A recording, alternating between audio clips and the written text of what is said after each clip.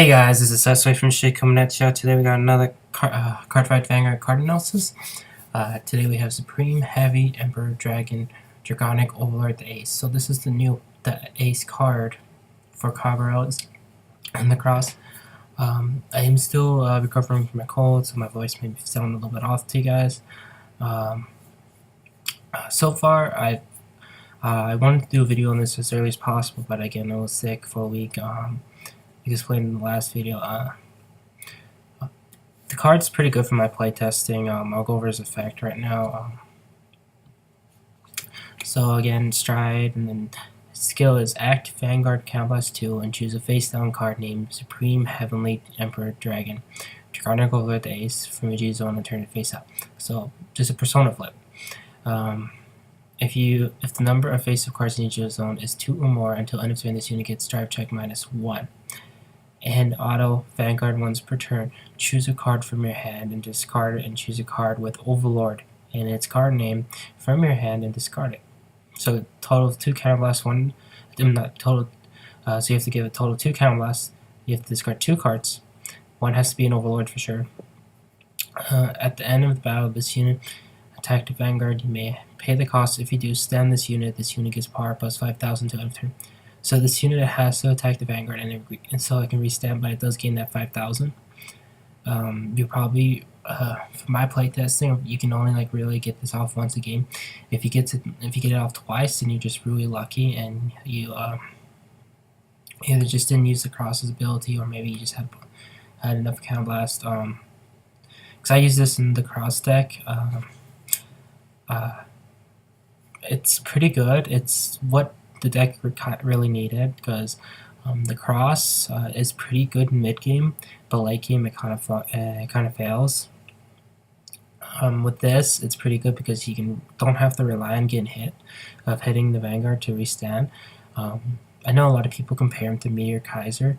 You guys can have a discussion about it in the comment section down below, what's your guys' opinion, but I think that they each have their own strong points and weaknesses.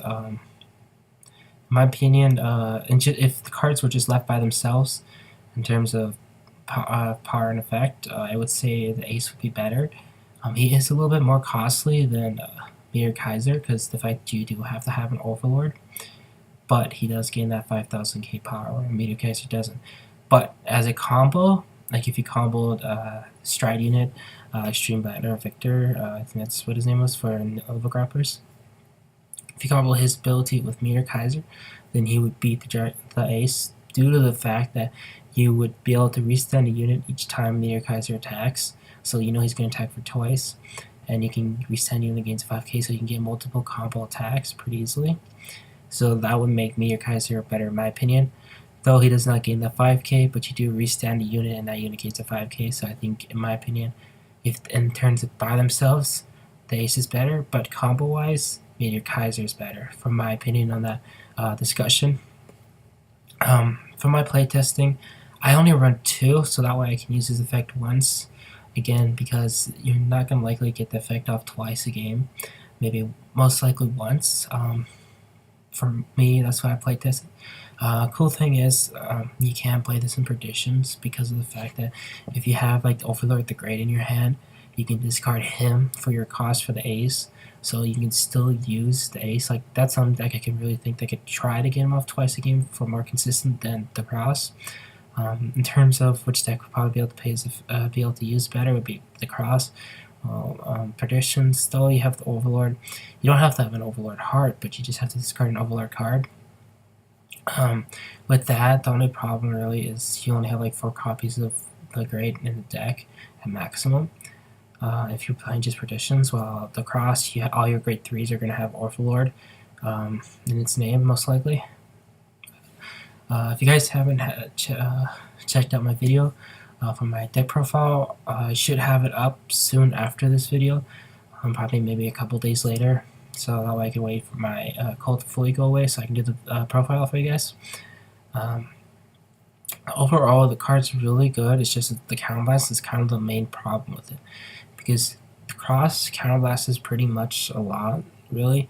So from my playtesting online, it's the only real issue with the card. Like the problem isn't getting Overlord and you have to pay the second part of the cost, but just the counterblast. Because sometimes you may have to like wait till you can flip with the perfect guards, or maybe you have to wait till you can get another damage or something. So that's kind of like the only problem with it is that the counterblast. Because if it was like counterblast 1, that would have been perfect. You'd be able to use this card a lot more. But then I probably run 4 in my deck. But for me too, it's just the best because sometimes you don't have the counterblast, and if you need the stride, I would rather stride into root and get rid of a column without the counterblast, or maybe if I had one counterblast open, maybe go into like Blizza or go into Atmos, because the Ace having the counterblast too, it kind of hurts because you do counterblast a lot in the deck, whether it be for the starter, for the Dote, the Cross, the Great, Neo Flame, pretty much a lot, or maybe the Draw Trigger.